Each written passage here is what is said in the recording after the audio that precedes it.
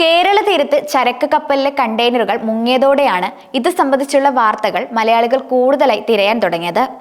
എന്നാൽ പ്രക്ഷുബ്ധമായ കടലിൽ ചരക്ക് കപ്പലുകൾ മറിയുന്നത് സാധാരണമാണ്. എന്നാൽ ഈ കപ്പലുകളിൽ കണ്ടെയ്നറുകളിലെ പ്ലാസ്റ്റിക് ഉൾപ്പെടെയുള്ള വസ്തുക്കൾ നമ്മുടെ സമുദ്ര സമ്പത്തിനെ മാലിന്യ കൂമ്പാരമാക്കുകയാണ് ചെയ്യുന്നത്. കടലിലെ ജൈവസമ്പത്തിനെ കോട്ടം തട്ടുന്നതിനോടൊപ്പം തന്നെ നിരവധി പാരിസ്ഥിതിക ആരോഗ്യ പ്രശ്നങ്ങൾക്കും ഇത് കാരണമാകുന്നുവെന്ന് പഠനങ്ങൾ തെളിയിക്കുന്നുണ്ട്. അതിലേറെ ഞെട്ടിക്കുന്ന കാര്യം എന്തെന്നാൽ കഴിഞ്ഞ 1.5 ദശകത്തിനിടെ 20,000-ലധികം ഷിപ്പിംഗ് കണ്ടെയ്നറുകൾ കടലിലേക്ക് മറിഞ്ഞിട്ടുണ്ടെന്നാണ് വ്യവസായ ഗ്രൂപ്പായ ഷിപ്പിംഗ് കൗൺസിലിന്റെ രേഖകളിൽ പറയുന്നത്. പ്രക്ഷുബ്ധമായ കടലുകളിൽ ഒരു കണ്ടെയ്നർ മുതൽ 100 കണക്കിന് വരെ ചരക്ക് കപ്പലുകൾ നഷ്ടമായേക്കാം. ഓരോ വർഷവും എത്ര കണ്ടെയ്നർ വീതം കടലിൽ പതിക്കുന്നുവെന്നത് സംബന്ധിച്ച് പല കണക്കുകളാണ് വിദഗ്ധർ മുന്നോട്ട് വയ്ക്കുന്നത്. മറ്റൊരു വ്യവസായ ഗ്രൂപ്പിന്റെ കണക്കുകൾ പ്രകാരം കഴിഞ്ഞ 16 വർഷത്തിനിടെ ശരാശരി 1500 കണ്ടെയ്നറുകളാണ് കടലിൽ നഷ്ടമായിട്ടുള്ളത്. 2020-ൽ അബസ് എന്ന ചരക്ക് കപ്പലിൽ നിന്ന് പസഫിക് സമുദ്രത്തിൽ പതിച്ചത് ഏകദേശം 2000 കണ്ടെയ്നറുകളാണ്. മിക്ക കണ്ടെയ്നറുകളും ഒടുവിൽ കടലിന്റെ അടിത്തട്ടിലേക്ക് മുങ്ങുകയും അവ ഒരിക്കലും വീണ്ടെടുക്കാൻ കഴിയാത്ത അവസ്ഥ വരികയുമാണ് ചെയ്യുന്നത്. ഇത് സമുദ്രത്തെ വിഷമയമാക്കുകയാണ് ചെയ്യുന്നത്. അടുത്തിടെ പസഫിക് സമുദ്രത്തിലുള്ള ഹവായിൽ ദ്വീപുകൾക്ക് സമീപം നിരവധി കണ്ടെയ്നറുകളിൽ നിന്നുള്ള മാലിന്യ കൂമ്പാരം കണ്ടെത്തിയിരുന്നു. കൂടാതെ ദശലക്ഷക്കണക്കിന് കടൽ പക്ഷികളുടെ ആവാസ കേന്ദ്രമാണിവിടം. പലതരത്തിലുള്ള രാസപദാർത്ഥങ്ങൾ ഉൾപ്പെടെയാണ് ഇത്തരം കണ്ടെയ്നറുകളിൽ നിന്ന് സമുദ്രത്തിന്റെ അടിത്തട്ടിലേക്ക് പതിക്കുന്നത്. ഈ രാസപദാർത്ഥങ്ങൾ പലപ്പോഴും കടലിൽ കൂടി കലരുന്നതിനാൽ ഇവയുടെ പാരിസ്ഥിതിക പ്രശ്നങ്ങൾ പഠിക്കാൻ തന്നെ വർഷങ്ങൾ വേണ്ടിവരുമെന്ന് കാലിഫോർണിയയിലെ മൊണ്ടേറി ബേ നാഷണൽ മറൈൻ സാങ്ച്വറിയിലെ സമുദ്ര ജീവശാസ്ത്രജ്ഞനായ ആൻഡ്രൂ ഡിവോഗലേർ പറയുന്നുണ്ട്. കടലിൽ നിന്ന് കണ്ടെത്തിയ ഒരൊറ്റ കണ്ടെയ്നറിന്റെ പാരിസ്ഥിതിക ആഘാതത്തെക്കുറിച്ച് പഠിക്കാൻ തനിക്ക് 15 വർഷത്തിലേറെ വേണ്ടി വന്നെന്നും അദ്ദേഹം പറയുന്നുണ്ട്. അതേസമയം ശ്രീലങ്കയിലെ കൊളംബോയ്ക്ക് സമീപം ചരക്ക് കപ്പലിൽ ഉണ്ടായ തീപിടുത്തത്തിൽ കടലിൽ പതിച്ചത് 1400-ലധികം കണ്ടെയ്നറുകളാണ്. പ്ലാസ്റ്റിക് ഉൽപ്പന്നങ്ങളാണ് ഈ കണ്ടെയ്നറുകളിൽ അധികവും ഉണ്ടായിരുന്നത്.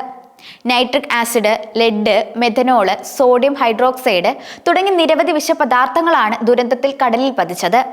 ശ്മശാനം പോലെയാണ് ഒരൊറ്റ ദിവസം കൊണ്ട് കൊളംബോയിലെ പല തീരങ്ങളും മാറിയിട്ടുള്ളത്. ഈ രാസമാലിന്യങ്ങളുടെ ദുർഗന്ധം കാരണം പ്രദേശത്ത് താമസിക്കുന്നവരെ അടിയന്തരമായി സുരക്ഷിത മേഖലകളിലേക്ക് മാറ്റുകയും ചെയ്തിട്ടുണ്ട്. കണ്ടെയ്നർ മാലിന്യത്തിനോടൊപ്പം ആയിരക്കണക്കിന് ചത്ത മത്സ്യങ്ങളെയും കടലാമകളെയുമാണ് പരിസ്ഥിതി പ്രവർത്തകർ കണ്ടെത്തിയത്. കൂടാതെ ചത്ത 40 ഡോൾഫിൻ, 6 തിമിംഗലം എന്നിവയും കണ്ടെത്തിയിരുന്നു. ദുരന്തത്തിന്റെ ആഘാതം ഇവിടെ അവസാനിച്ചില്ല.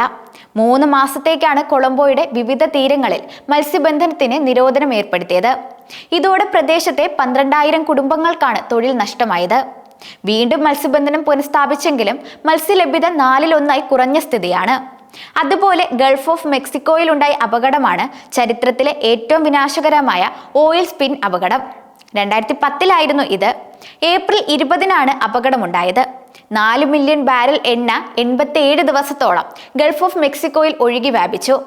ഇതുമൂലം ആയിരക്കണക്കിന് ജീവജാലങ്ങളുടെ നാശത്തിനാണ് ഈ അപകടം ഇടയാക്കിയത്. അതുപോലെ തന്നെയാണ് അറബിക്കടലിൽ മറിഞ്ഞ MSC എൽസ 3 എന്ന കപ്പലിൽ നിന്ന് കടലിലൂടെ ഒഴുകി നടക്കുന്ന കണ്ടെയ്നറുകളുടെ കാര്യവും. ഇത് ഭാവിയിൽ വലിയ അപകടം സൃഷ്ടിക്കാൻ കാരണമായിട്ടുള്ളതാണ്. ഇപ്പോൾ ജനങ്ങളുടെ പ്രധാന സംശയം കടലിലേക്ക് മുങ്ങിയ കണ്ടെയ്നറുകളിലുള്ള സാധനങ്ങൾ മത്സ്യം കഴിക്കുന്നതിന് പ്രശ്നമാണോ എന്നതാണ്. കണ്ടെയ്നറുകളിലെ എണ്ണകളിലെ വിഷപദാർത്ഥമായ PAH എന്ന വസ്തുവിന്റെ സാന്നിധ്യം ക്യാൻസറിന് കാരണമാകുമെന്നാണ് വിദഗ്ധർ അഭിപ്രായപ്പെട്ടിരിക്കുന്നത്. മറൈൻ ഗ്യാസ് ഓയിലിനുള്ളിൽ PAH സാന്നിധ്യമുണ്ട്. ഇതടങ്ങിയ മീൻ കഴിച്ചാൽ PAH മനുഷ്യ ശരീരത്തിനുള്ളിൽ എത്തുമെന്നതാണ് പ്രശ്നം. PAH അപകടകരമായ അളവിലല്ലെങ്കിൽ പോലും ഇതിന്റെ സാന്നിധ്യം കാരണം മീനിന് പെട്രോളിന്റെ ചുവയുണ്ടാകാനുള്ള സാധ്യതയുണ്ടെന്ന് വിദഗ്ധർ മുന്നറിയിപ്പ് നൽകുന്നുണ്ട്. ദഹന പ്രശ്നങ്ങൾ മുതൽ ക്യാൻസർ വരെയാണ് ആരോഗ്യത്തെ ബാധിക്കുന്നതായ പ്രശ്നങ്ങൾ. അതേസമയം വലിയ മീനുകളിൽ PAH സാന്നിധ്യം ഉണ്ടാകാനുള്ള സാധ്യത കുറവാണെന്നാണ് പറയുന്നത്. ഇവയ്ക്ക് എണ്ണ കലർന്ന വെള്ളത്തെ ഒഴിവാക്കി നീന്താനുള്ള കഴിവുള്ളതാണ് ഇതിന് കാരണം. എന്നാൽ ചെറിയ മീനുകളിൽ ഇവ ഗുരുതരമായ പ്രശ്നങ്ങൾ സൃഷ്ടിക്കാൻ കെൽപ്പുള്ളവയാണ്. PAHന്റെ തന്മാത്രകൾ വലിയ മീനുകളുടെ ദഹന വ്യവസ്ഥയിൽ വിഘടിക്കുമെന്നതാണ് വലിയ മീനുകൾ താരതമ്യേന സുരക്ഷിതമാണെന്ന് കരുതാൻ കാരണം. ചെമ്മീൻ ഉൾപ്പെടെയുള്ള മീനുകൾ കൂടുതൽ വിഷം ബാധിക്കാൻ സാധ്യതയുള്ളവയാണെന്നും കണക്കാക്കപ്പെടുന്നുണ്ട്. എന്നാൽ വലിയ മീനുകളാണെങ്കിൽ പോലും നന്നായി പാകം ചെയ്ത് കഴിക്കുന്നതായിരിക്കും ഇപ്പോഴത്തെ സാഹചര്യത്തിൽ ആരോഗ്യത്തിന് നല്ലതെന്നും മുന്നറിയിപ്പിൽ പറയുന്നു. മറൈൻ ഗ്യാസ് ഓയിൽ പെട്ടെന്ന് ബാഷ്പീകരിച്ചു പോകുമെന്നതിനാൽ അധികകാലം ഈ ഭീഷണി തുടരില്ലെന്നാണ് പ്രതീക്ഷിക്കപ്പെടുന്നതെന്നും വിദഗ്ധർ അഭിപ്രായപ്പെടുന്നുണ്ട്. കൂടാതെ കേരള തീരത്ത് നിന്ന് പിടിക്കുന്ന ചെമ്മീൻ പോലുള്ള മത്സ്യങ്ങൾ ഗൾഫ് ഉൾപ്പെടെയുള്ള വിദേശ രാജ്യങ്ങളിലേക്ക് കയറ്റി അയക്കാറുണ്ട്. അമേരിക്കയിലും ഇന്ത്യയിൽ നിന്നുള്ള ചെമ്മീൻ, പ്രത്യേകിച്ച് കേരളത്തിൽ നിന്നുള്ളവയ്ക്ക് വലിയ മാർക്കറ്റാണുള്ളത്. പുതിയ സാഹചര്യം അധികനാൾ തുടർന്നാൽ അത് കയറ്റുമതി മേഖലയും പ്രതിസന്ധിയിലാക്കുമോ എന്ന ആശങ്കയുമുണ്ട്. അതേസമയം MSC എൽസ 3 എന്ന ചരക്ക് കപ്പൽ മുങ്ങിയതിന് പിന്നാലെ കടലിൽ ഒഴുകിയ കണ്ടെയ്നറുകൾ ചിലത് തിരുവനന്തപുരം തീരദേശത്ത് കണ്ടെത്തിയിട്ടുണ്ട്. വർക്കല അയിരൂർ ഭാഗത്തും പാപനാശം ബീച്ചിലും ഇടവ മന്ത്ര ഭാഗത്തും അഞ്ചുതെങ്ങിലും മുതലപ്പുഴി താഴമ്പള്ളി ഭാഗത്തുമാണ് കണ്ടെയ്നറുകൾ കണ്ടെത്തിയിട്ടുള്ളത്. കണ്ടെയ്നറിന്റെ അവശിഷ്ടങ്ങൾ തിരയിൽ അടിച്ചു കയറുകയായിരുന്നു. കണ്ടെയ്നറിനകത്തുള്ള ഭാഗങ്ങൾ ഒഴുകി നടക്കുന്നതായാണ് നാട്ടുകാർ പറയുന്നത്. കണ്ടെയ്നറിൽ ഉണ്ടായിരുന്ന പാഴ്സലുകളും ചാക്കുകളും തീരത്ത് അടിഞ്ഞു കയറിയിട്ടുമുണ്ടായിരുന്നു. തുറന്ന നിലയിലുള്ള 2 കണ്ടെയ്നറുകളാണ് ഇടവമാന്ത്ര ഭാഗത്ത് കണ്ടെത്തിയിട്ടുള്ളത്. പുലർച്ചെ 3 മണിയോടെയാണ് ഇവിടെ കണ്ടെയ്നർ കണ്ടത്. വർക്കല ഓടയം ബീച്ചിന് സമീപവും തുറന്ന ഒരു കണ്ടെയ്നർ കണ്ടെത്തി. കണ്ടെയ്നറുകൾ തകർന്ന നിലയിലാണ് തീരങ്ങളിലെത്തിയത്. വർക്കല ടൂറിസം പോലീസും നാട്ടുകാരും ചേർന്ന് കണ്ടെയ്നറിനെ കയറ് കെട്ടി കരയിലേക്ക് കയറ്റുകയായിരുന്നു. കഴിഞ്ഞ ദിവസം കൊല്ലം, ആലപ്പുഴ തീരങ്ങളിൽ കണ്ടെയ്നറുകൾ അടിഞ്ഞിരുന്നു. അറബിക്കടലിൽ മുങ്ങിയ കപ്പലിൽ നിന്നുള്ള വസ്തുക്കൾ എന്ന് സംശയിക്കുന്നവയിൽ ഒരു കാരണവശാലും തുടരുത് എന്ന് അധികൃതർ നിരന്തരം മുന്നറിയിപ്പ് നൽകുന്നുണ്ട്. പ്രധാനമായും കപ്പലിൽ 643 കണ്ടെയ്നറുകളാണ് ഉണ്ടായിരുന്നത്. ഇവയിൽ 73-ൽ കാലി കണ്ടെയ്നറുകളാണ്. എന്നാൽ 13 എണ്ണത്തിൽ ചില അപകടകരമായ വസ്തുക്കളുണ്ട്.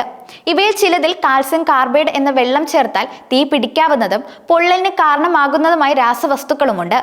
കൂടാതെ മറ്റൊരു കാര്യം എന്തെന്നാൽ കപ്പലിലെ ഇന്ധനവും ചോർന്നിട്ടുണ്ട് എന്നതാണ്. അതുകൊണ്ട് തന്നെ സംശയകരമായ സാഹചര്യത്തിൽ എന്തെങ്കിലും കണ്ടാൽ അപ്പോൾ തന്നെ 112-ൽ വിളിക്കാനും മുന്നറിയിപ്പുണ്ട്. അധികൃതർ വസ്തുക്കൾ മാറ്റുമ്പോൾ തടസ്സം സൃഷ്ടിക്കരുത്. 200 മീറ്ററെങ്കിലും ദൂരം മാറി നിൽക്കുവാൻ പ്രത്യേകം ശ്രദ്ധിക്കേണ്ടതാണ്. കേരള തീരത്ത് നിന്ന് 38 നോട്ടിക്കൽ മൈൽ അകലെയാണ് കണ്ടെയ്നറുകളുമായി വന്ന MSC LC 3 എന്ന ലൈബീരിയൻ കപ്പൽ ചെരിഞ്ഞത്. കപ്പലിലുണ്ടായിരുന്ന 24 ജീവനക്കാരെയും നാവികസേന രക്ഷിച്ചിരുന്നു. വിഴിഞ്ഞത്ത് നിന്ന് കൊച്ചിയിലേക്ക് പോയ കപ്പലാണ് അപകടത്തിൽപ്പെട്ടത്. കടൽക്ഷോഭം മൂലം കപ്പൽ ആടിയുലഞ്ഞ് കണ്ടെയ്നറുകൾ തെന്നിയതാകാം അപകട കാരണമെന്നാണ് പുറത്തുവരുന്ന റിപ്പോർട്ടുകൾ സൂചിപ്പിക്കുന്നത്.